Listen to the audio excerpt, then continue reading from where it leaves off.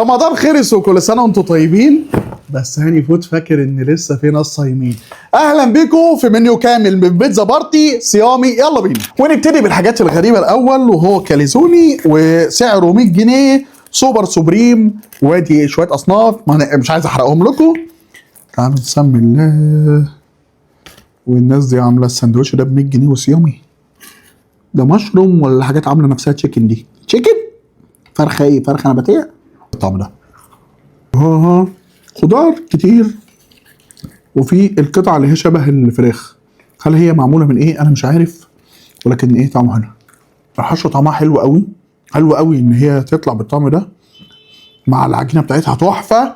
خش على اللي بعده. شكلنا اتبسط. بنخش على النجريسكو الصيامي وسعرها 100 جنيه، وباين عليها ان صيامي. الصوص عباره عن ميه، الصوص مفيش بشاميل، مكرونه مسلوقه وحاجه كده خفيفه خالص. فين بقى التشيكن؟ حاطين تشيكن يبان عليها مقليه. ده كريسبي، بس كريسبي محشي هوا مش محشي فراخ. بص لو بصيت من جوه محشي هوا صح؟ تشتغلونا. ايه ده؟ البتاعه طلع طعمها حلو ازاي مع ان اصلا شكلها مش عاجبني خالص. انا غير مسؤول. هما كاتبين ده منيو صيامي، هما بيقولوا عليه، بس الصراحه كوايت صوص مش عاجبني. الوايت صوص بس طعمها حلو، بس عارف انت بتاكل نجريسكو بس ايه، مش خش على بعض. والتشيكن باربيكيو 285 جنيه.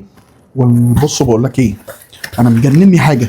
في ايه القطعه اللي هم بيقولوا عليها فراخ دي بقى؟ ده ايه، خلطه دي ولا ايه؟ المفروض ان دي فراخ. ونسمي الله. ولكن انا حاسس ان في طماطم سلطه. دي طماطم سلطه يا جماعه. ايه قطع الطماطم دي؟ هو يعني عشان بتعملوها صيامي فاكر اهو؟ ايه الراجل ما قطعهاش ولا ايه؟ حته الطماطم دي طعمها ايه اللي هو مقطعها كده دي؟ بيتزا كرانشي 285، ودي شكلها يسر عن اللي فاتت. اوعى تاكل عندهم البتاع الباربيكيو. معرفش هم حاطين دي فراخ ولا انتوا جايبين الحاجات دي منين؟ الاختراعات دي جبتوها منين؟ ايه؟ والراجل بقى بتاع بيتزا بارتي ده بينسى يقطعها ولا ايه؟ يعني اصلا بص مش مقطعها. ايه يا عمي عايز اسحب مثلث حرب. لا دي تحفه.